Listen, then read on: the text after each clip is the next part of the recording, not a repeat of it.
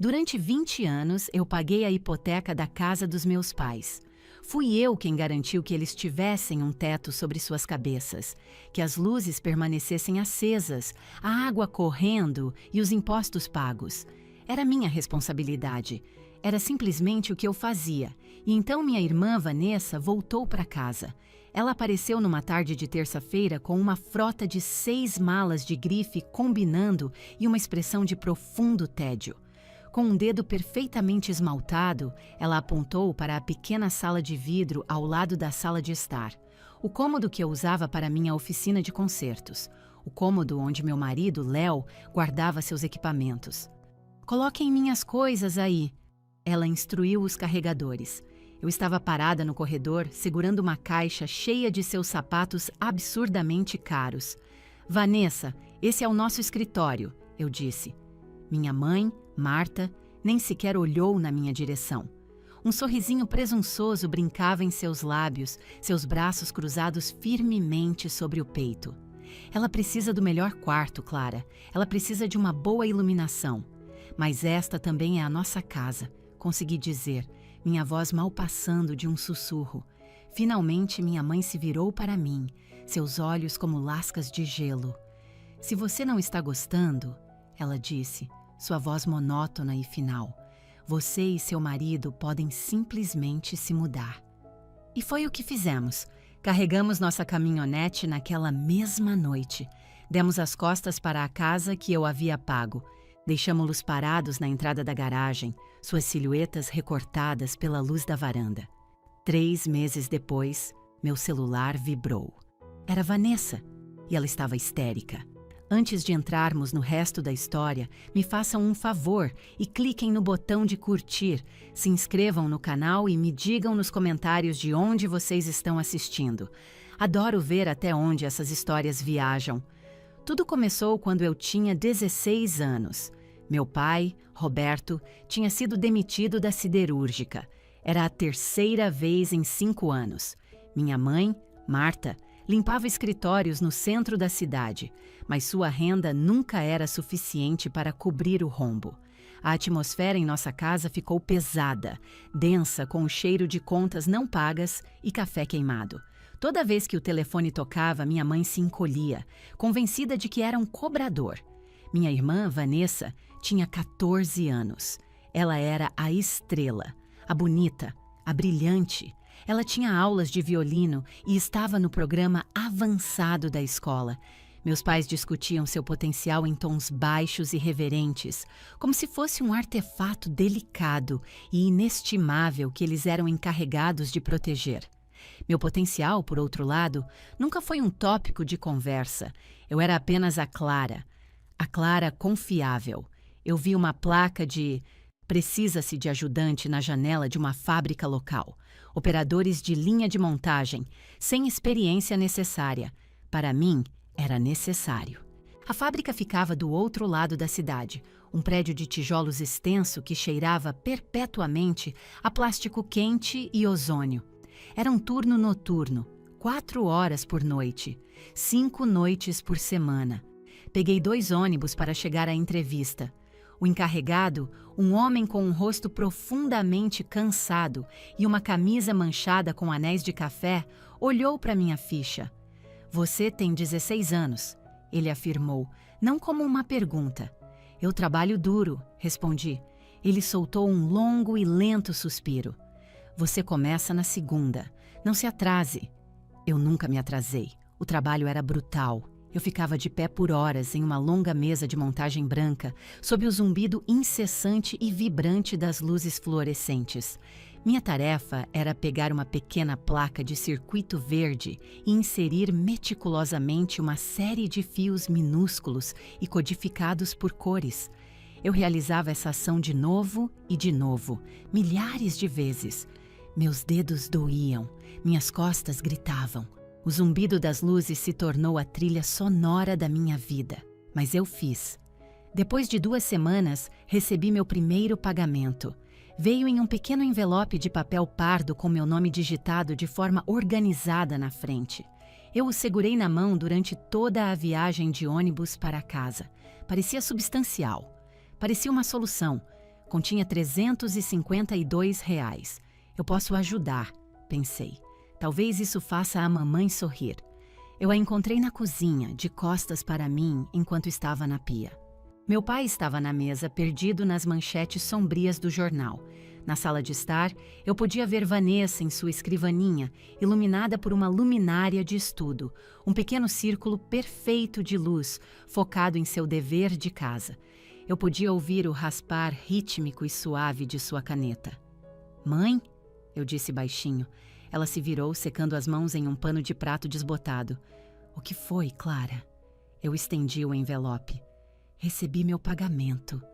Ela o pegou de mim, seus dedos surpreendentemente rápidos. Ela o rasgou, tirou o dinheiro e o olerite e contou as notas.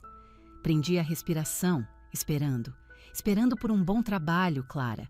Esperando por um obrigada. Esperando por um estou tão orgulhosa de você. Ela dobrou o dinheiro e o guardou no bolso do avental. Ela olhou para o rolerite, depois de volta para mim. Seus olhos eram completamente indecifráveis, planos e vazios. "Você come debaixo deste teto", ela disse. "Você ajuda a pagar por ele." Então ela se virou de volta para a pia. Fiquei ali parada pelo que pareceu uma eternidade, um calafrio repentino percorrendo meu corpo. Olhei para meu pai, mas ele apenas remexeu o jornal, virando uma página. O único som na casa era o raspar quieto e industrioso. Raspar, raspar, raspar, da caneta de Vanessa. E foi assim que começou. A cada 2 semanas, eu chegava em casa e entregava o envelope para minha mãe. Ela pegava o dinheiro. Vanessa precisava de um vestido novo para um recital de violino. Meu dinheiro cobriu. Papai precisava de um novo remédio. Meu dinheiro pagou por ele. A conta de gás estava atrasada. Meu dinheiro pagou por isso também. Eu nunca mais vi R$ 1 daquele dinheiro. Não era meu dinheiro.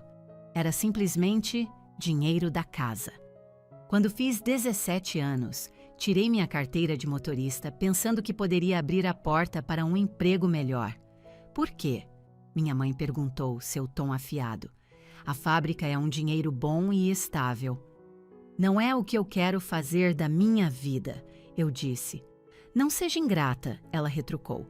"Algumas pessoas não têm nada." Então eu fiquei. Eu me formei no ensino médio. Não fui ao baile de formatura. Não tinha dinheiro para um vestido. Eu trabalhava na fábrica. Vanessa, enquanto isso, era a joia da coroa da família. Só notas 10. Papel principal no musical da escola. Votada como a aluna com maior potencial de sucesso. Meus pais compareceram a cada uma de suas cerimônias de premiação. Eles se sentavam na primeira fila, seus rostos radiantes de orgulho. Eles nunca foram me visitar na fábrica. Quando Vanessa começou a se inscrever para as universidades, tornou-se o único tópico de conversa em nossa casa. Vanessa está visitando a Universidade Estadual. Vanessa precisa de um guarda-roupa novo para suas entrevistas. A redação de admissão de Vanessa é uma obra de gênio. Ela conseguiu uma bolsa parcial, mas estava longe de ser integral. Precisamos de dinheiro para a mensalidade dela. Mamãe anunciou uma noite no jantar. E para o quarto dela no dormitório. E para os livros. Eu olhei para o meu prato de purê de batata instantâneo. "Clara", meu pai disse, finalmente levantando os olhos do jornal. "Você vai precisar pegar mais turnos."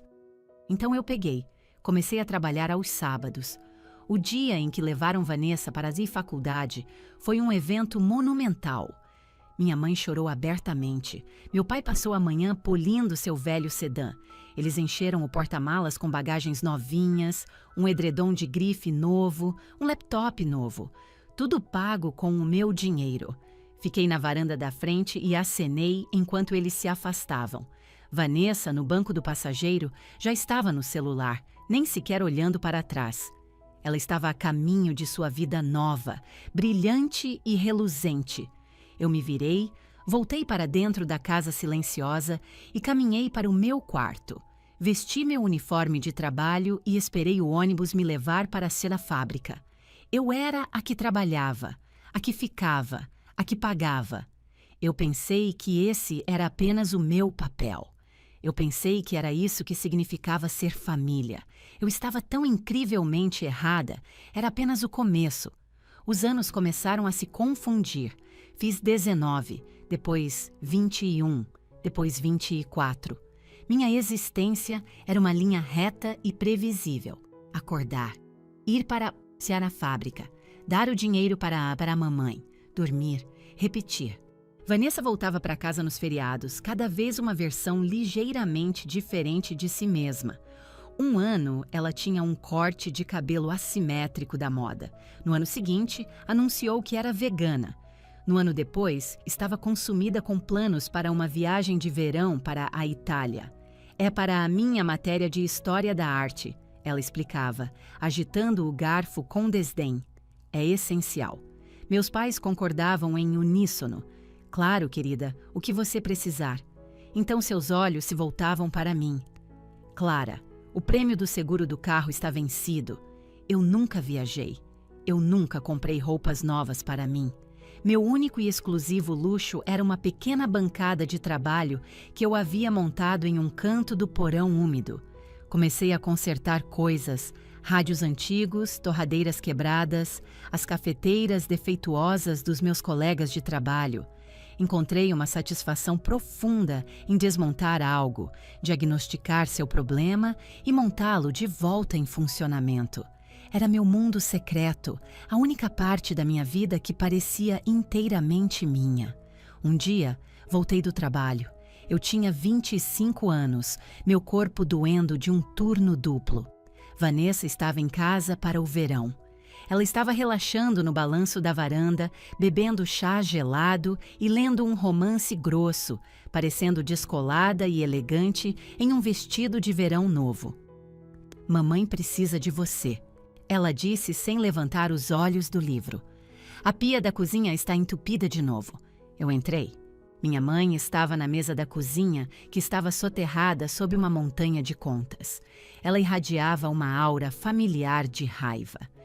"Eu fui promovida", eu disse, tentando injetar um pouco de alegria na sala. Eu tinha sido promovida a supervisora de turno.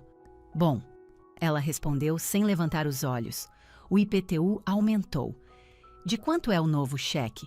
eu disse a ela. Ela finalmente olhou para mim. "É só isso?" Mal cobre o aumento.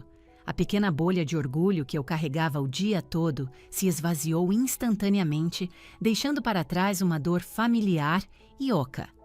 "A pia está entupida", disse ela, gesticulando com a caneta. Fui até a pia, fiquei de joelhos e comecei a limpar o armário embaixo. O cheiro de sabão velho e madeira úmida enchendo meu nariz. Da varanda, eu podia ouvir Vanessa rindo ao telefone, conversando com uma amiga da faculdade. Eu podia ouvir o raspar agressivo da caneta de minha mãe enquanto ela preenchia cheques com o meu dinheiro. Eu estava no chão, no escuro, debaixo da pia. E nunca me senti tão sozinha. Os anos continuaram a se fundir uns nos outros, uma mancha cinzenta, longa e monótona. Eu tinha 27, depois 30, depois 32. Eu ainda era a Clara, ainda na fábrica. Como supervisora, eu tinha meu próprio escritório minúsculo e um salário melhor. Mas toda vez que minha renda aumentava, também aumentava a minha parte, como minha mãe, Marta, habilmente a chamava. Ela nunca chamou de aluguel. "Clara, sua parte precisa aumentar", ela anunciava. "O aquecedor está com problema, então eu paguei por um aquecedor novo. Clara, sua parte não é suficiente este mês. O telhado tem uma goteira, então eu paguei por um telhado novo. Eu não estava economizando dinheiro, eu não estava construindo uma vida. Eu estava apenas remando furiosamente para impedir que o barco furado da minha família afundasse. E eu estava ficando exausta. Vanessa se formou e se mudou para uma cidade grande, conseguindo um emprego em marketing. Ela postava fotos glamorosas online. Seu apartamento estiloso, seus amigos descolados, sua vida nova e excitante. Meus pais imprimiam essas fotos e as colavam na geladeira com ímãs. "Olha, põe a nossa Vanessa." Minha mãe se gabava para suas amigas. "Ela está indo tão bem", Estamos tão orgulhosos. Eles nunca apontaram para o aquecedor novo e disseram: olha, nossa Clara, ela nos manteve aquecidos no inverno passado. Eu era invisível, uma utilidade. O caixa eletrônico humano que assinava os cheques. Então, quando eu tinha 33 anos, meu pai teve um ataque cardíaco fulminante. Recebi a ligação no trabalho. Era minha mãe, sua voz um grito agudo que eu nunca tinha ouvido antes. É seu pai, é o Roberto, vem aqui agora. Eu nem bati o ponto, apenas corri. Dirigi tão rápido que o carro tremeu e os encontrei na sala de emergência. Meu pai estava em uma maca, seu rosto pálido e flácido. Minha mãe estava encolhida em uma cadeira de plástico, o rosto enterrado nas mãos. Quando me viu, ela olhou para cima e sussurrou: você demorou demais. Essa foi a primeira coisa que ela me disse. Não, graças a Deus você está aqui. Não estou com tanto medo, apenas uma acusação. Os meses seguintes foram um borrão de hospitais e médicos.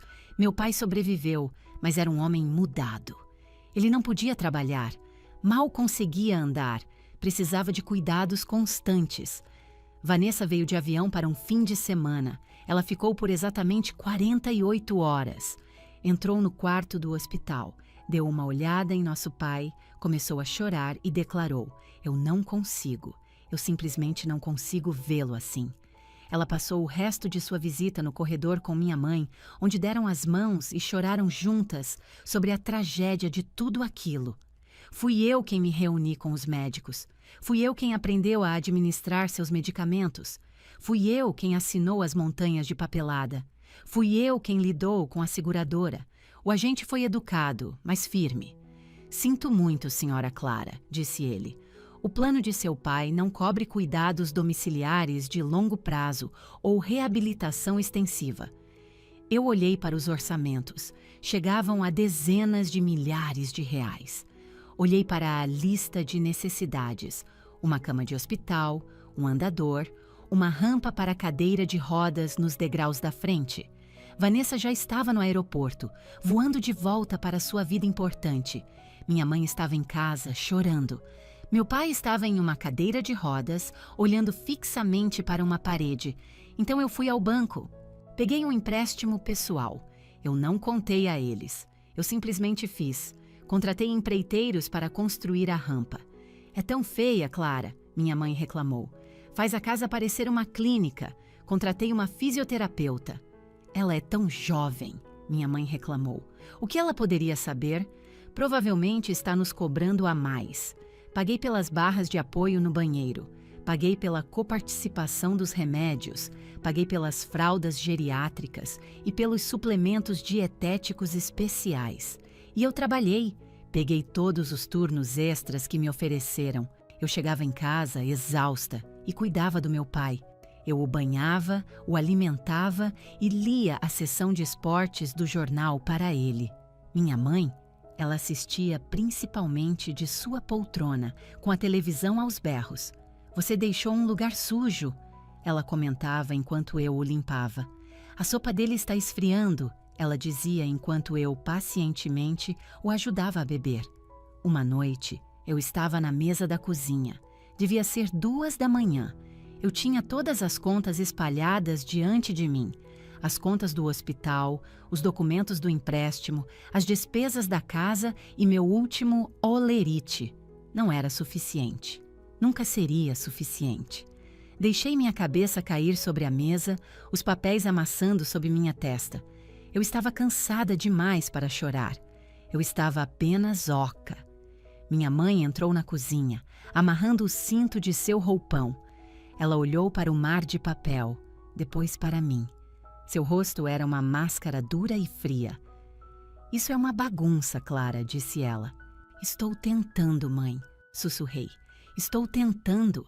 Ela apenas balançou a cabeça, sua expressão de pura repulsa. Se você fosse um filho, ela disse, sua voz baixa e afiada como um caco de vidro, estaríamos em melhor situação. Um filho teria uma carreira de verdade. Um filho já teria resolvido isso. Um filho não seria tão fraco. Eu olhei para ela e, naquele instante, algo dentro de mim quebrou. Foi o último e frágil fio de esperança ao qual eu estava me agarrando. Todos aqueles anos, eu esperei por um obrigada. Eu esperei por um estou orgulhosa de você. Eu esperei por um eu te amo. E finalmente entendi que nunca viria. Parei de esperar. Peguei minha caneta. Olhei para os números. Encontrei um jeito. Eu pegaria um segundo empréstimo. Venderia meu carro e pegaria o ônibus. Comeríamos mais macarrão, menos de todo o resto. Eu resolveria. Mas eu tinha parado de esperar por gratidão. Gratidão era um luxo que eu simplesmente não podia me permitir. Meu único trabalho era pagar. A casa tinha se tornado minha prisão, as contas, meus grilhões. Minha família eram meus carcereiros e eu era a prisioneira modelo. Eu nunca levantei a voz, eu nunca reclamei, eu apenas trabalhava. Eu apenas pagava. Eu apenas desaparecia lentamente. Eu tinha 33 anos e minha vida tinha acabado. Eu só não tinha percebido ainda. Minha vida se achatou em um ciclo cinzento e repetitivo. Trabalho, casa, contas, cuidados. Trabalho, casa, contas, cuidados. Minhas mãos estavam perpetuamente rachadas de lavar pratos. E meu pai? Minha mente era um redemoinho constante de números. A hipoteca, a conta de luz, a coparticipação da farmácia. Eu tinha deixado de ser uma pessoa, eu era uma função, aquela que pagava. Então, o encanamento finalmente cedeu. Era uma casa velha, aquela pela qual eu pagava, mas que nunca senti que era minha. Um cano sob a pia do banheiro estourou e, de repente, havia água por toda a parte. Minha mãe, previsivelmente, ficou histérica. Isso é sua culpa, Clara. Você deveria ter consertado isso. Nunca me disseram para consertar. Eu apenas olhei para a poça de água se espalhando. Isso estava além da minha habilidade. Minha pequena bancada no porão era para torradeiras, não para inundações. Encontrei um serviço de encanador 24 horas e me preparei para o custo. Uma caminhonete parou 1 hora depois e um homem saiu.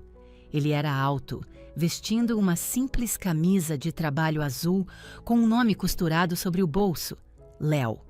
Ele tinha olhos gentis. Essa foi a primeira coisa que notei.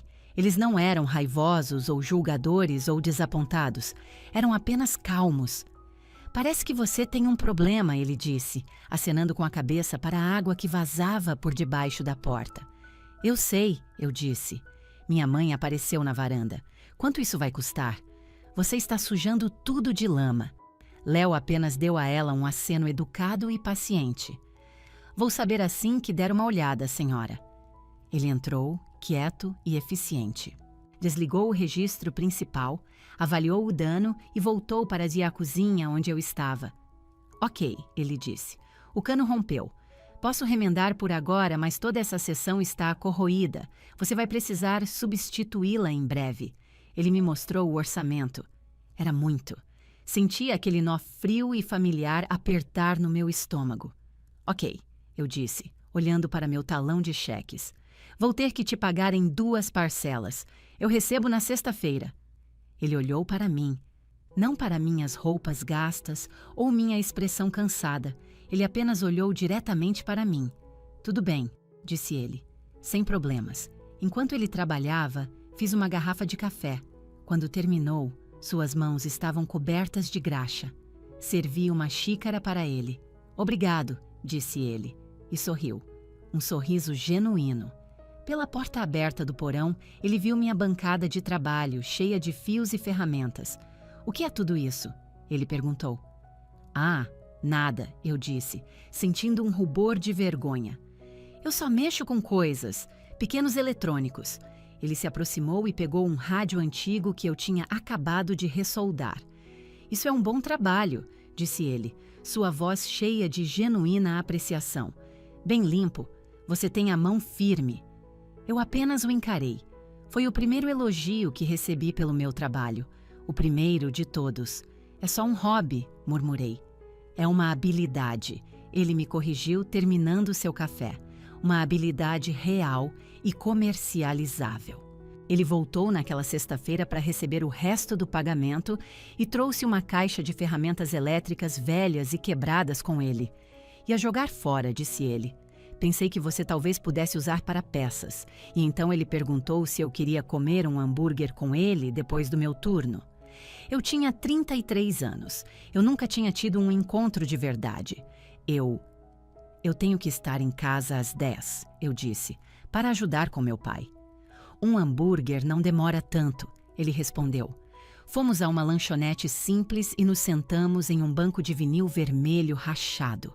Ele tinha graxa debaixo das unhas. Eu tinha uma queimadura de solda recente no pulso. Ele falou sobre seu trabalho consertando coisas o dia todo. Eu falei sobre a fábrica. Ele ouviu. Ele realmente ouviu. Quando falei sobre minha família, fui cautelosa. Meu pai está doente, eu disse. Eu ajudo. Ele assentiu lentamente. Você faz mais do que ajudar, Clara. Eu consigo ver. Você está segurando aquela casa inteira sozinha. Eu quase comecei a chorar ali mesmo na lanchonete. Ele me viu. Ele verdadeiramente me viu. Começamos a nos ver. Era quieto e simples. Nos encontrávamos para um café antes do meu turno. Ele vinha e sentava no porão comigo enquanto eu mexia nas minhas coisas, oferecendo conselhos ou apenas me fazendo companhia.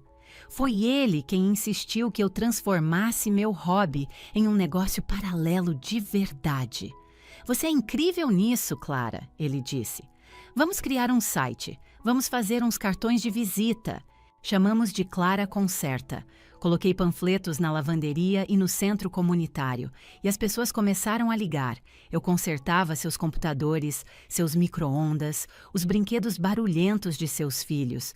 Eu cobrava pelo meu tempo e colocava o dinheiro em uma conta bancária novinha em folha.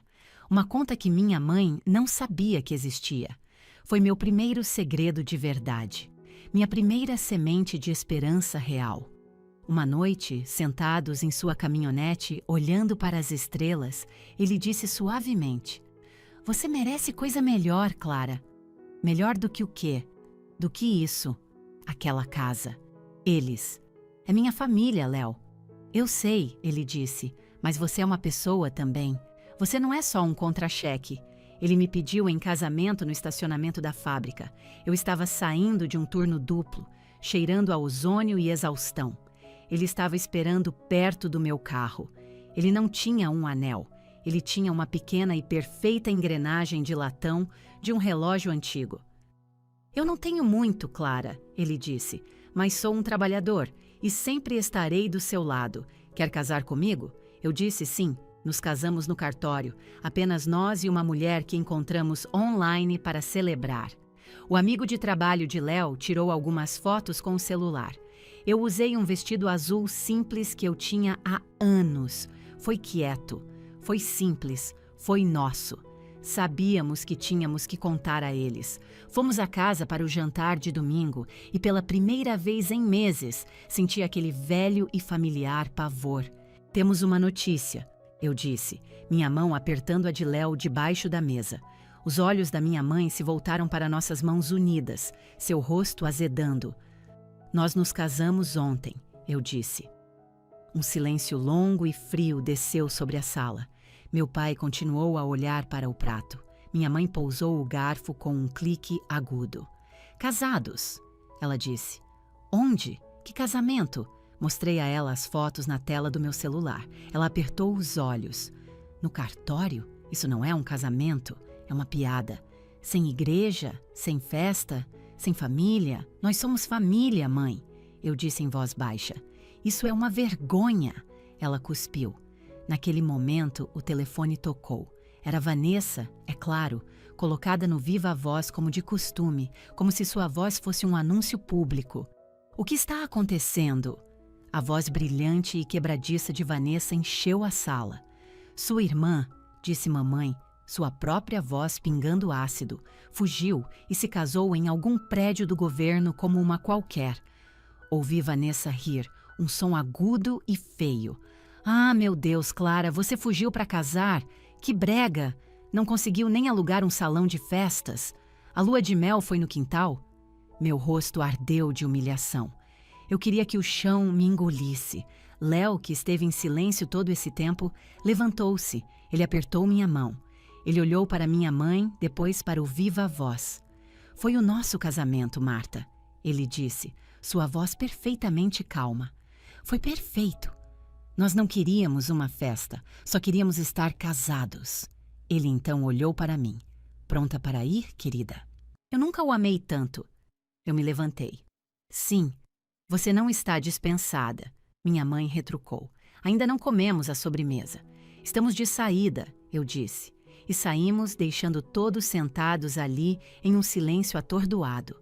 Naquela noite, Léo mudou suas coisas para o meu pequeno quarto.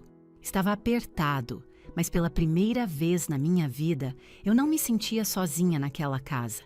Ele era meu marido, e ele estava do meu lado. A vida com Léo naquela casa se tornou uma guerra estranha e silenciosa. Uma guerra fria, travada com silêncio e olhares acusadores. Nós existíamos no meu pequeno quarto, dividindo uma única cômoda. Meu negócio de concertos, que estava gerando uma renda extra decente, teve que ser realocado. Minha mãe, de repente, precisava do porão para armazenamento. Então, Léo e eu reivindicamos o menor cômodo da casa, uma pequena sala perto da porta da frente. Mal era grande o suficiente para uma mesa dobrável e 2 cadeiras. Ele montou suas ferramentas em um canto e eu montei minha estação de solda no outro. Trabalhávamos de costas um para o outro, nossas cadeiras muitas vezes se esbarrando. Era nossa pequena ilha em um mar hostil. Era o único lugar na casa onde podíamos respirar. Eu ainda pagava por tudo. A hipoteca, as contas, a comida, os cuidados extensivos do meu pai. A renda de Léo de seu emprego ia para nosso carro, nossas ferramentas e nossa conta bancária secreta. Aquela que eu mentalmente rotulei de fundo de fuga.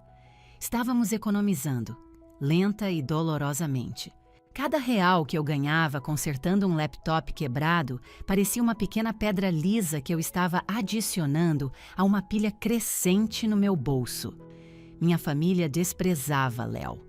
Eles odiavam sua confiança tranquila, odiavam sua educação. Mas, acima de tudo, eles o odiavam, porque ele era meu. Ele era a única coisa na minha vida que eles não me deram e, portanto, não podiam controlar. Minha mãe simplesmente ignorava sua existência. Meu pai apenas resmungava em resposta aos seus cumprimentos. E Vanessa, que só ligava, era abertamente desdenhosa. Seu marido faz tudo, ainda está por aí? Ela perguntava com displicência ao telefone. Diga a ele para consertar a torneira que pinga no meu antigo banheiro, da próxima vez que eu estiver em casa. De graça, obviamente. O nome dele é Léo, eu dizia entre dentes. Tanto faz, ela ria. Então, numa terça-feira, o telefone tocou. Era Vanessa, mas sua voz estava diferente. Não alegre, irritada. Estou me mudando para aí, ela anunciou sem rodeios. Parei, com um alicate de decapar fios congelado na mão. O quê? Do que você está falando? Meu contrato de aluguel acabou, disse ela, como se eu fosse uma idiota. E minha colega de quarto é um pesadelo absoluto. Então vou voltar para casa por um tempo. Chego na sexta. Prepare o quarto de hóspedes. Meu sangue gelou. Vanessa, que quarto de hóspedes? Seu antigo quarto está cheio com os suprimentos médicos do papai. Não, aquele quartinho sombrio não, disse ela. Eu podia ouvir o clique-claque de seu teclado ao fundo. Ela estava fazendo várias coisas ao mesmo tempo. Eu não valia nem sua atenção total.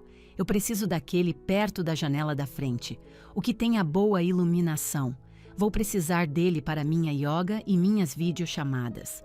Olhei para o nosso espaço minúsculo e apertado para Léo, que estava meticulosamente limpando um conjunto de engrenagens. Vanessa, eu disse, minha voz baixa e perigosa. Esse é o meu escritório, é onde eu faço meus concertos. Léo guarda o equipamento dele aqui. Nós trabalhamos aqui. Houve um longo e dramático suspiro do outro lado da linha, o suspiro de alguém sendo profundamente incomodado. Clara, não seja tão dramática. Você pode mover seus pequenos hobbies para a garagem ou para o porão. Eu preciso daquele quarto. Vou falar com a mamãe. Até sexta. clique. Ela desligou. Eu contei a Léo. Vi suas mãos pararem. Ele lentamente colocou a engrenagem na mesa. Ele não ficou com raiva. Ele não gritou. Ele apenas ficou muito, muito quieto. O que você disse a ela? Ele perguntou. Eu disse não, sussurrei, mas ela não ouviu. Ela vai falar com a mamãe. Claro, minha mãe ficou do lado de Vanessa. Não seja tão egoísta, Clara, ela disse no jantar daquela noite, enquanto eu cortava cuidadosamente a comida do meu pai em pedaços pequenos. Ela é sua irmã. Ela passou por um momento estressante. Ela precisa de um lugar macio para pousar. Onde eu devo trabalhar? Perguntei. Onde o Léo deve trabalhar? Esse negócio é como eu pago por tudo isso. Gesticulei com o garfo para a comida, a mesa, a própria casa. Você vai dar um jeito, disse mamãe, dispensando-me com um aceno de mão. Você sempre dá. A sexta-feira chegou. Senti náuseas o dia todo na fábrica. Quando finalmente entrei na garagem, um grande caminhão de mudanças branco estava estacionado, bloqueando meu caminho. Vanessa estava na varanda, apontando, vestida com óculos de sol, de grife e um casaco cor de creme. Ela parecia estar supervisionando um set de filmagem, não voltando para casa. Não, não, ela dizia aos carregadores.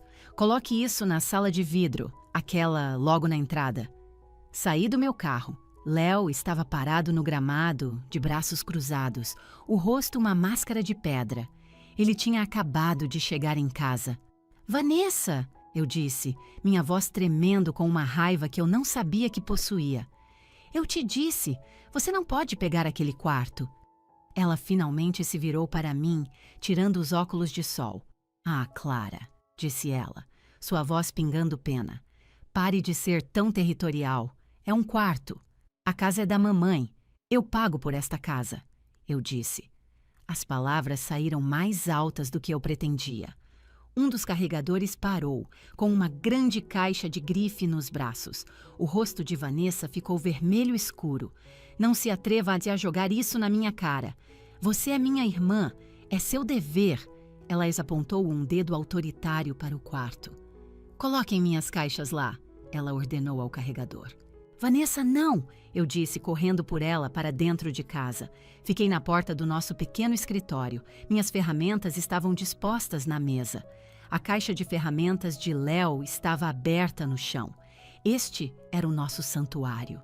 Este é o nosso quarto, gritei. Você não pode pegá-lo. Vanessa apenas riu. Um som curto, feio e seco. Olha para você, brigando por essa pequena pilha de lixo. É patético. Minha mãe, Marta, saiu da cozinha. Ela estava assistindo a todo o espetáculo. Clara, pare com isso, disse ela. Pare de fazer uma cena na frente dos funcionários. Mãe, este é o nosso sustento. É o nosso escritório. Ela não pode simplesmente pegá-lo. Ela é sua irmã. Mamãe repetiu, sua voz monótona, seus olhos duros como granito. Ela precisa do melhor quarto. Ela precisa da luz. E eu? Sussurrei, minha garganta se apertando. E o Léo? Esta também é a nossa casa. E então ela disse, as palavras que finalmente, definitivamente, quebraram o último elo da corrente. Minha mãe olhou para mim e não havia amor, nem bondade, apenas uma finalidade fria e dura. Se você não está gostando, disse ela, você e seu marido podem simplesmente se mudar. O mundo ficou em silêncio. Os carregadores ficaram paralisados. Vanessa estava sorrindo de novo. Ela tinha vencido. Eles finalmente disseram a parte silenciosa em voz alta. Eu não era uma filha. Eu era uma inquilina. E meu contrato de aluguel tinha acabado de ser rescindido. Fiquei paralisada, incapaz de respirar. Senti-me começar a encolher, a me desculpar, a recuar como sempre fiz. Eu estava prestes a dizer tudo bem. Estava prestes a começar a guardar meu ferro de solda. E então, Léo se moveu. Ele esteve parado atrás de mim o tempo todo. Ele deu um passo à frente e colocou uma mão firme na base das minhas costas. Ele não olhou para Vanessa. Ele não olhou para minha mãe. Ele olhou diretamente para mim. Ok, disse ele. Sua voz não estava com raiva, estava clara e firme. Era o som mais calmo do mundo. Ele se virou para minha mãe. Então nós vamos. O queixo da minha mãe caiu. O sorriso de Vanessa desapareceu. Eles achavam que ele estava blefando. Eles achavam que eu estava presa. Eles achavam que eu nunca, jamais, poderia ir embora. Léo, sussurrei, minha voz trêmula. Ele não discutiu, não gritou, não listou as décadas de pagamentos que eu havia feito. Ele apenas pegou minha mão. Vá fazer uma mala, querida, disse ele, sua voz alta o suficiente para que todos ouvissem. Apenas o essencial. Estamos de saída. Ele se virou para o carregador que ainda segurava desajeitadamente a caixa de Vanessa. Com licença, disse ele, e gentilmente passou por ele para entrar em nosso quarto. Ele pegou sua caixa de ferramentas, desligou minha estação de solda, começou a carregar nossa vida para fora daquela casa. Eu o observei por um único e congelado segundo, e então o segui. As palavras da minha mãe ecoaram no ar tenso. Se você não está gostando, você e seu marido podem simplesmente se mudar. A resposta de Léo foi como uma pedra jogada em um lago parado e frio. Então nós vamos. Por um momento, todos ficaram paralisados. A expressão dura da minha mãe vacilou com confusão. O sorriso de Vanessa desapareceu, substituído por incerteza. Eles haviam empunhado essa ameaça como uma arma por 20 anos. Eles nunca imaginaram que eu a usaria como uma saída. Léo não hesitou. Ele passou por eles e foi para o nosso quarto, pegando uma bolsa de lona do armário. Eu fiquei ali, meus pés parecendo de chumbo, meu coração martelando contra minhas costelas. Ir embora? Mas para onde iríamos? E o meu pai? E as contas? Olhei para minha mãe, esperando que ela dissesse: Clara, não seja ridícula. Pare com isso. Esperando que ela dissesse: tudo bem, ela pode ficar com o outro quarto. Apenas fique. Eu estava esperando por um minúsculo sinal de que ela me queria. Ela apenas encarou, seu rosto ficando manchado e vermelho. Você não está falando sério, disse ela. Era uma ordem, não uma pergunta. Pare com esse drama, Clara. Você está me envergonhando. Vá fazer uma mala, querida. Léo chamou do quarto. Sua voz era a única coisa estável em meu mundo giratório. E então eu me movi. Passei direto pela minha mãe. Passei por Vanessa, que estava com as mãos na cintura, como se tudo isso fosse uma performance teatral profundamente inconveniente. Entrei no quarto. Léo já estava fechando o zíper de sua bolsa.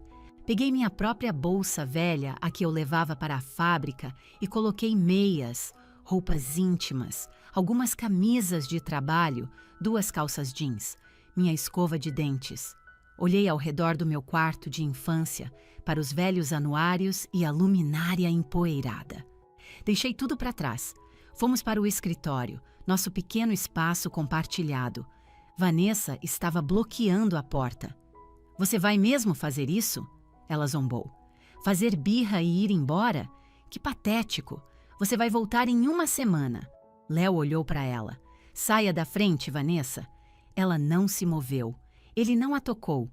Ele apenas se virou, foi até a garagem pegar um pequeno carrinho de mão e começou a carregar nossas caixas de ferramentas nele. Minha estação de solda, minha caixa de peças sobressalentes. Ele trabalhou em um silêncio sombrio. Você não pode levar isso, disse Vanessa, apontando para minha estação de trabalho. Mamãe e papai provavelmente pagaram por isso. Eu paguei por isso, eu disse, minha voz um sussurro rouco. Eu paguei por tudo isso. Fui ao quarto do meu pai. Ele estava em sua cama de hospital, olhando para uma tela de televisão em branco. Pai? Eu disse. Ele virou a cabeça lentamente, seus olhos nublados. Pai, Nós estamos indo embora. Esperei que ele dissesse algo. Não vá, eu preciso de você. Ele apenas resmungou, seu olhar se desviando do meu rosto de volta para a tela escura. Ele já tinha partido, há muito tempo. Puxei o cobertor sobre seu braço. Adeus, pai, eu disse. Saí e encontrei minha mãe na cozinha, ao telefone. Você não vai acreditar no que ela está fazendo. Ela sussurrava, alto o suficiente para eu ouvir. Ela está nos abandonando. Está abandonando o pai doente dela. Ela é um monstro. Parei, minha bolsa na mão. Eu era o monstro. Eu que havia pago pelo teto sob o qual ela estava, pelo telefone que ela segurava, pelo remédio que mantinha meu pai vivo. E eu era o monstro. Léo estava na porta, esperando. Olhei para minha mãe uma última vez. Ela estava de costas para mim. Ela já estava reescrevendo a história, se colocando como a vítima. Saí pela porta da frente, passando direto por Vanessa e subi na cabine da velha caminhonete vermelha de Léo. Ele entrou ao meu lado, girou a chave e saiu da garagem. Eu não olhei para trás. Eu não podia. Se eu olhasse para trás, sabia que desmoronaria. Dirigimos em silêncio, o ronco da velha caminhonete preenchendo o espaço entre nós. Eu observei minha cidade passar, a fábrica, a lanchonete, o parque, minha vida inteira naquele lugar pequeno e triste. Para onde estamos indo?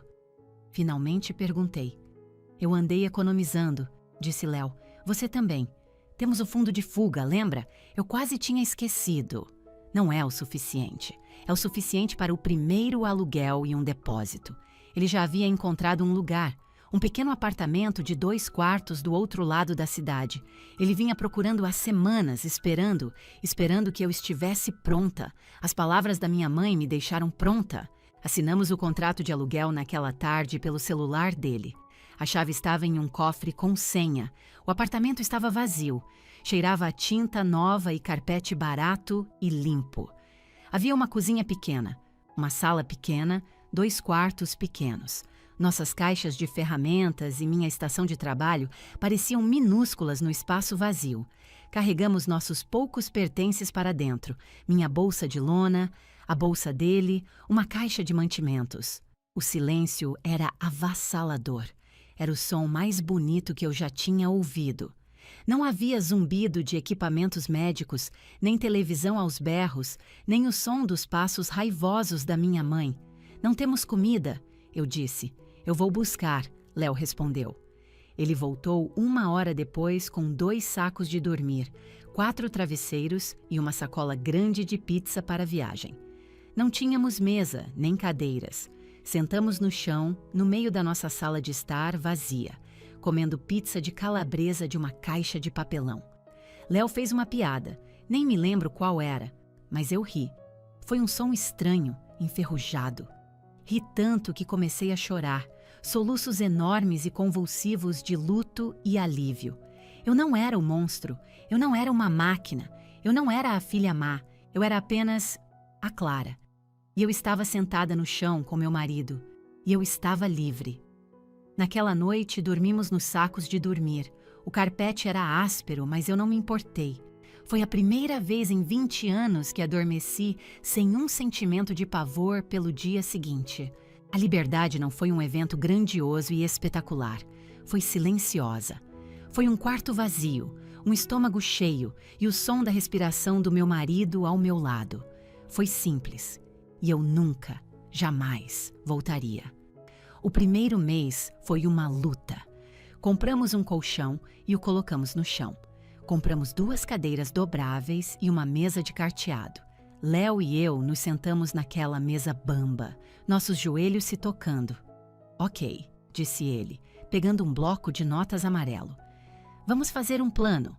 Nosso fundo de fuga, alguns milhares de reais, economizados a duras penas do meu negócio de concertos e das horas extras dele, estava quase esgotado após o depósito calção e o primeiro mês de aluguel. Eu ainda tenho meu emprego na fábrica, eu disse. Não, ele disse gentilmente. Você não tem. O quê? Léo, eu preciso. Como vamos pagar por Clara? Aquela fábrica fica a 60 quilômetros daqui. São 2 horas de ida e volta no trânsito. Você vai gastar uma fortuna em gasolina e faz parte da vida antiga. Ele estava certo. A fábrica era um elo com a armadilha. Então, o que fazemos? O pânico, frio e familiar, começou a subir em meu peito.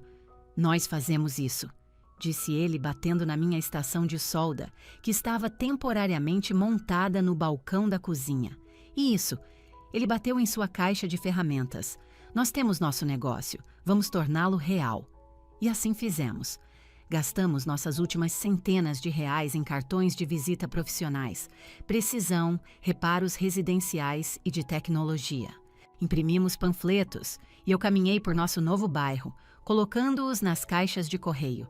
Léo, ainda trabalhando em seu emprego diurno, pegava bicos todas as noites e fins de semana. Eu pegava qualquer coisa que conseguisse. Computadores quebrados, luminárias com defeito, aspiradores de pó mortos, telas de celular rachadas. Montei uma oficina adequada em nosso pequeno segundo quarto. Foi lento no começo. Por algumas semanas não ganhei quase nada. Fiquei apavorada. Acordava no meio da noite, meu coração batendo forte, o pensamento gritando na minha cabeça. Eu tenho que voltar, tenho que ligar para eles, tenho que implorar. E Léo apenas me abraçava. Só mais um dia, Clara. Ele sussurrava. Dê mais um dia. Então, uma ligação veio de uma cafeteria local. O sistema de ponto de venda deles caiu em uma manhã de sábado. Eu fui, minhas mãos tremendo de nervosismo. Encontrei o problema. Um fio desgastado e uma fonte de alimentação queimada. Eu consertei. O dono ficou tão grato que me pagou o dobro e me deu café de graça para o resto da vida. Ele contou para outro empresário, que contou para outro. De repente, eu estava ocupada. Eu estava dirigindo por todo o nosso lado da cidade, consertando coisas.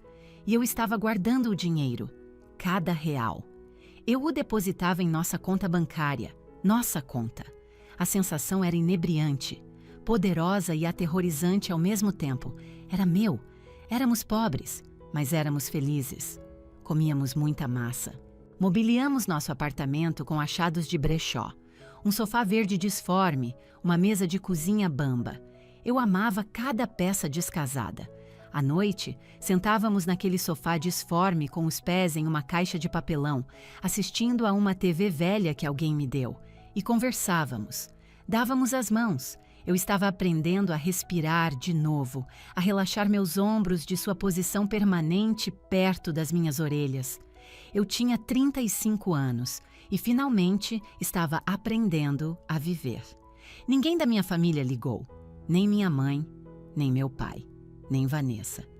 Tive um momento de fraqueza cerca de um mês depois. Devo ligar? Perguntei a Léo. Só para ver como o papai está. Ele olhou para mim, sua expressão séria. Você quer? Não, admiti. Estou com medo. Com medo de quê? Que eles simplesmente me puxem de volta. Então não ligue, disse ele simplesmente. Eles têm seu número. Se houver uma emergência, eles ligarão. Mas eles não ligaram. O silêncio era uma declaração em si. Paguei nosso primeiro mês de aluguel com o dinheiro que eu mesma ganhei. Parecia um milagre. Paguei o segundo. E o terceiro. Estávamos conseguindo. 3 meses depois do dia em que saímos, meu telefone tocou. Eu estava no meio da substituição de uma tela de laptop rachada. Era um número desconhecido do nosso antigo DDD. Deixei ir para a caixa postal. 1 minuto depois, tocou de novo. E de novo. Meu coração começou a bater com aquele velho e frio pavor. É uma emergência, pensei. É o papai. Finalmente atendi. Alô? Clara. Finalmente. Eu estava te ligando. Era Vanessa. Ela não parecia triste ou assustada. Parecia furiosa. O que há de errado, Vanessa? Perguntei minha voz monótona. Recebi uma coisa pelo correio. É ridículo. Deve ser algum tipo de engano. Que coisa? É uma conta. De um banco.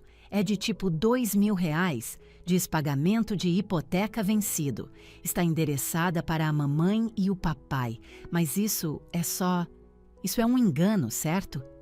Você estava pagando isso. Parei de respirar. Olhei para o quadro de cortiça na parede do meu novo escritório. Estava coberto de faturas. Faturas que eu havia enviado, que as pessoas haviam pago. Ela não sabia. Ela verdadeira e genuinamente não sabia. Ela achava que eu estava apenas pagando aluguel para minha mãe. Ela achava que eu estava ajudando. Ela não tinha ideia de que eu era o banco, que eu era a única razão pela qual havia um teto sobre suas cabeças, que meu dinheiro, por 2 décadas, havia pago por cada telha, cada cano, cada lâmpada. Eles achavam que a casa simplesmente existia por mágica, que meu dinheiro era o dinheiro extra deles para roupas, faculdade e vidas melhores. Eles nunca entenderam que era para sobrevivência. Vanessa, eu disse, minha voz tão calma que me assustou. Essa é a hipoteca. O quê? O que você quer dizer com a hipoteca? A hipoteca. Da casa. O empréstimo. Que empréstimo? Mamãe e papai são donos daquela casa. Não, eu disse. Eles não são. Eles fizeram um enorme empréstimo com garantia de imóvel há uns 20 anos para pagar dívidas. Então o papai foi demitido. Então eu comecei a pagar. Houve um longo silêncio na linha. Eu não entendo, ela finalmente disse, sua voz menor agora. Você estava pagando aluguel, eu estava pagando a hipoteca, e o IPTU, e o seguro da casa, e a conta de água, e a conta de luz, e a conta de gás, e todos os consertos. Listei tudo, minha voz fria e clínica, como se estivesse lendo uma fatura. Mais silêncio. Bem, ela gaguejou. Bem, por que você parou? Eu quase ri, um som amargo e sombrio. Por que eu parei? Você recebeu uma conta, Vanessa? Perguntei. Sim, de R$2.100. Eu não posso pagar isso. Não me surpreende, eu disse. A hipoteca era 1.500. IPTU e seguro eram cerca de 600 por mês. Parece certo.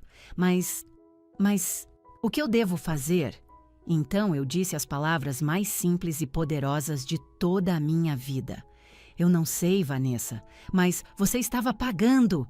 Ela gritou, sua voz aguda, fina e rachando.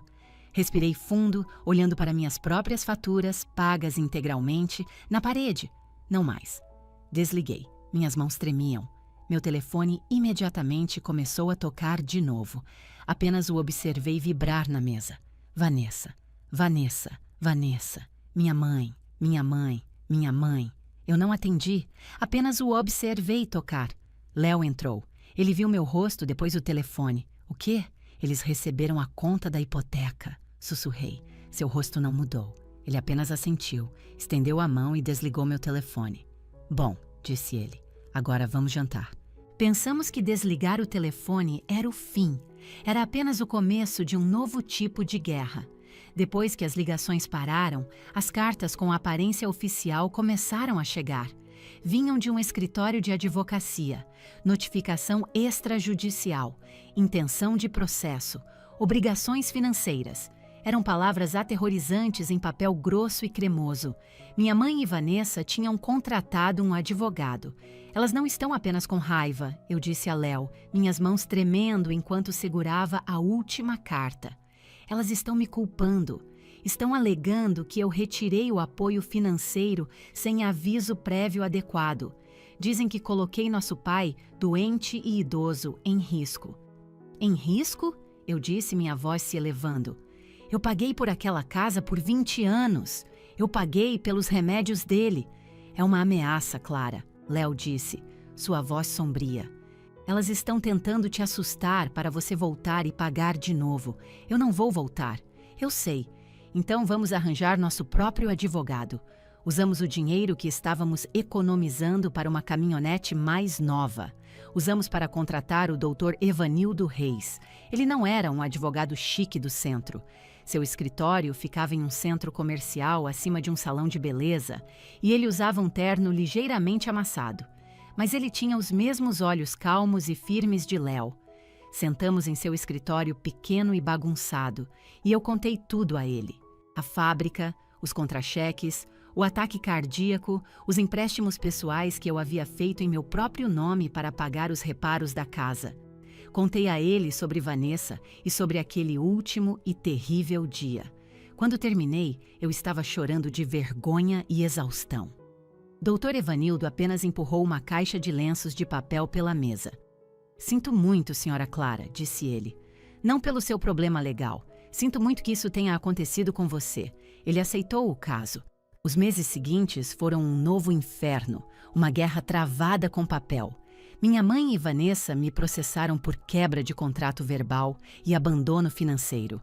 O advogado delas argumentou que, ao pagar por tudo por 2 décadas, eu havia criado um padrão de obrigação e, ao parar, eu havia abandonado minha família de forma voluntária e maliciosa. Elas exigiam pagamentos retroativos. Exigiam que o tribunal me ordenasse a retomar o pagamento da hipoteca delas indefinidamente. E me processaram pelo dinheiro em nosso fundo de fuga. Alegaram que meu negócio de consertos foi construído usando a eletricidade da casa delas e, portanto, elas eram sócias ocultas e tinham direito a todos os lucros. Elas estão tentando nos arruinar, sussurrei para Léo uma noite, olhando para as contas do advogado se acumulando em nossa mesa da cozinha. Elas não vão ganhar, disse ele, mas parecia cansado. Estávamos ambos tão cansados. Havia uma prova que eu tinha esquecido. Cerca de uma semana depois que saímos, eu havia mudado meu número de telefone, mas Vanessa de alguma forma o encontrou. Ela ligou, não gritando, mas arrogante. Ok, Clara, essas suas pequenas férias acabaram, ela disse. Não estou de férias, Vanessa. Eu me mudei. Certo. Bem, mamãe e papai estão muito chateados, mas eu estou no comando agora. Decidi ser generosa. Vamos deixar você continuar pagando seu aluguel para eles. Mas você não pode mais morar aqui.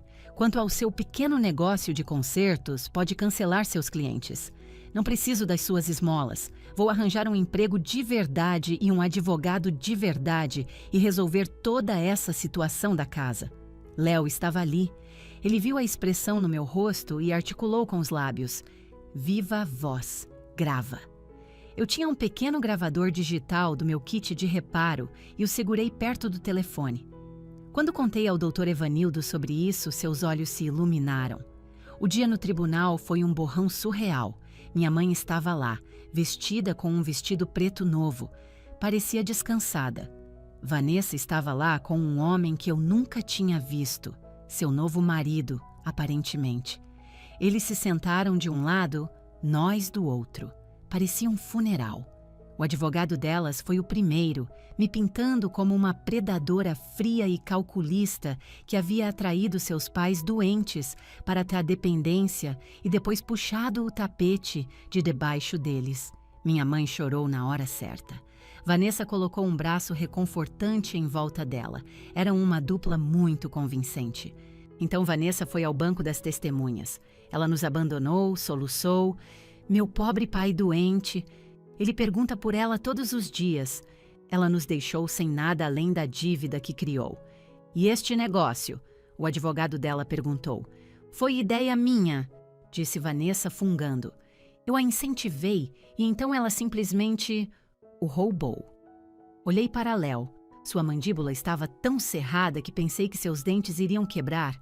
Então foi a vez do Dr. Evanildo. Senhora Vanessa, disse ele. A senhora está dizendo que sua irmã era obrigada a pagar as contas de sua família? Ela é da família? Claro. E a senhora está dizendo que ela roubou o negócio de você? Sim. Ela não seria nada sem o nosso apoio. Então a senhora se sentia no direito do dinheiro dela? Das esmolas dela? Os olhos de Vanessa brilharam. Não, eu não preciso das esmolas dela. Não foi isso que eu quis dizer. Ela nos abandonou. Meritíssima, disse Dr. Evanildo, virando-se para a Shuima, da juíza. Tenho uma gravação de uma ligação feita pela senhora Vanessa Miller, para minha cliente, uma semana depois que minha cliente foi forçada a sair de casa. O rosto de Vanessa ficou branco. Dr. Evanildo tocou a gravação. O tribunal ficou em silêncio, exceto pela voz clara e arrogante de Vanessa. Eu estou no comando agora. Decidi ser generosa. Pode cancelar seus clientes. Não preciso das suas esmolas. A gravação terminou. A juíza, uma mulher de cabelos grisalhos e olhos cansados, olhou para Vanessa. Olhou para minha mãe. Depois olhou para mim. Pela primeira vez, ela realmente olhou para mim e um leve toque de sorriso apareceu em seus lábios. Já ouvi o suficiente, disse a juíza. Este não é um caso de quebra de contrato, este é um caso de disfunção familiar. E embora isso seja trágico, não é ilegal. Ela olhou diretamente para minha mãe e Vanessa. Vocês não podem processar sua irmã por decidir viver a própria vida. Vocês não podem obrigar uma adulta a ser seu banco pessoal. Ela então fuzilou o advogado delas.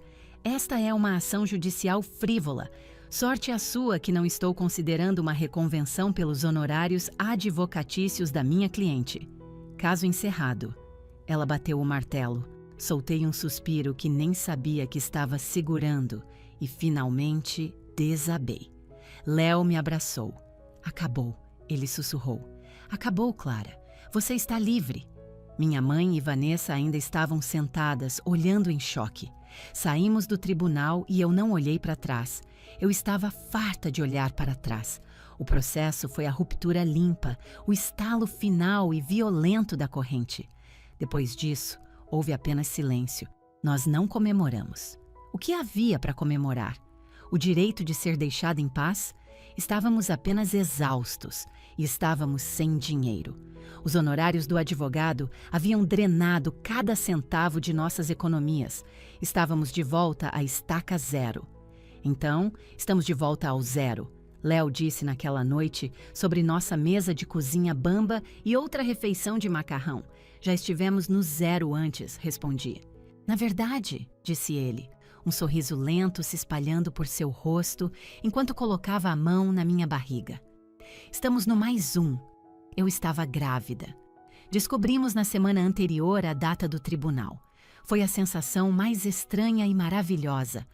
No meio de toda aquela morte emocional e financeira, eu estava criando uma vida. Era nosso segredo, uma luzinha quente que só nós conhecíamos. Foi o que me manteve em pé. Eu não estava mais lutando apenas por mim. Estava lutando por nosso filho. A vida seguiu em frente. Nosso negócio, que havia sido prejudicado pelo processo, lentamente se recuperou. Eu trabalhei. Estava cansada e enjoada pela manhã, mas trabalhei. Léo trabalhou em todos os turnos extras que conseguiu. Estávamos construindo lentamente, tijolo por tijolo. Pagamos as contas do advogado. Começamos uma nova conta poupança. Desta vez, a chamamos de Fundo do Daniel. Eu simplesmente gostei do nome. Parecia forte. Cerca de 6 meses depois, recebi uma mensagem nas redes sociais de uma antiga colega de trabalho. Ei, Clara, você não vai acreditar, mas passei pelo seu antigo bairro. Há uma placa de vende-se no gramado dos seus pais. Fiquei olhando para essa mensagem. Um momento depois, outra chegou. Espera, erro meu. Não é uma placa de vende-se. É um aviso de execução de hipoteca. Leilão do banco. Esperei para sentir algo. Tristeza, culpa, raiva. Mas não senti nada. Era apenas uma casa. Uma pilha de madeira e dívidas que havia sido minha prisão. E finalmente estava sendo demolida. Apaguei a mensagem. Fui para o segundo quarto. Não era mais meu escritório. Nosso negócio agora tinha um pequeno espaço alugado com uma placa de verdade. Este quarto era um berçário. Léo e eu o havíamos pintado de um amarelo pálido e suave. A boa luz, a luz que Vanessa sempre quis, entrava pela janela. Mas agora era minha. Nós o mobiliamos com achados de segunda mão, um berço que Léo lixou e repintou, uma cadeira de balanço que limpei e consertei. Era tudo nosso. Fiquei naquele quarto silencioso e ensolarado e coloquei as mãos na minha barriga redonda. Senti um chute. Isso era real. Notícias do colapso da família chegavam aos poucos. Vanessa desapareceu. Suas redes sociais foram excluídas. O marido do tribunal se foi. Um vizinho me disse que ela havia se mudado para outro estado. Ninguém sabia para onde. Minha mãe e meu pai acabaram em um pequeno apartamento subsidiado pelo governo para idosos. A cama de hospital, as grades, todas as coisas que eu havia pago foram retomadas com a casa. Minha mãe me ligou uma vez, de um número novo. Clara, disse ela, sua voz fina e fraca. Olá, mãe, não temos nada, ela sussurrou. Eu esperei. É que... Não é justo, disse ela. Tenho que ir, mãe, eu disse. Você fez isso. Ela sibilou, o velho ácido voltando à sua voz. Você nos abandonou. Isso tudo é sua culpa. Desliguei e bloqueei o número. 2 semanas depois, nosso filho, Daniel, nasceu. Após um trabalho de parto longo e difícil, eles colocaram essa pessoa minúscula e gritando no meu peito, e o mundo inteiro ficou em silêncio. Todo o barulho dos últimos 20 anos, a voz da minha mãe, o silêncio do meu pai, a risada de Vanessa, o zumbido da fábrica, a batida do martelo, tudo simplesmente desapareceu no nada. O único som era ele. Léo estava chorando. Ele é perfeito, ele sussurrou. Ele é nosso, eu disse. Eu passei minha vida pagando por coisas que não eram minhas. Agora, segurando meu filho, eu sabia que finalmente havia construído algo que valia a pena manter. Daniel tem 3 anos agora. Ele tem os olhos calmos de Léo e minhas mãos firmes. Esta manhã, eu o observei em nosso quintal. Não é um quintal grande, apenas um pequeno quadrado de grama, mas é nosso. Ele estava tentando muito seriamente consertar seu pequeno caminhão de brinquedo vermelho com um martelo de plástico. Léo estava na varanda, bebendo café, me observando. Eu estava na cozinha, fazendo panquecas. Nossa cozinha é pequena, mas é quente e a luz do sol entra. É a minha luz do sol agora. Nossa vida é simples. O negócio de consertos está prosperando. Temos 2 funcionários. Léo cuida dos reparos domésticos, eu cuido da tecnologia. Não somos ricos e nunca seremos, mas somos estáveis. Pagamos nossa própria hipoteca em nossa própria casa pequena. A conta chega, eu pago. E sinto um silencioso orgulho. Às vezes pego meu reflexo em um espelho. Estou com pressa tentando calçar os sapatos de Daniel, pensando em uma fatura, e por uma fração de segundo vejo o rosto da minha mãe no meu. Ouço a voz dela, tão clara em minha memória. Se você fosse um filho, estaríamos em melhor situação. Você nunca será nada.